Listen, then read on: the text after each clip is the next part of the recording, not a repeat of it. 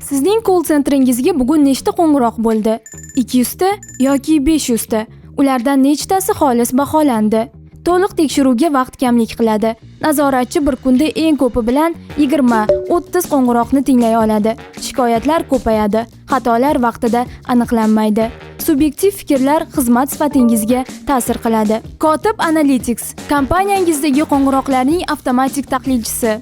Bu sun'iy intellekt tahlil platformasi bo'lib, aynan sizning call centeringiz uchun xizmat ko'rsatadi. Har bir qo'ng'iroq avtomatik tarzda tahlil qilinadi. Xodimlar salomlashdimi? Maxfiylik buzilmadimi? Muammoga qanday yechim berildi? Hammasi aniqlanadi. Yozma transkript, obyektiv baho va hisobot bir necha daqiqada tayyor bo'ladi.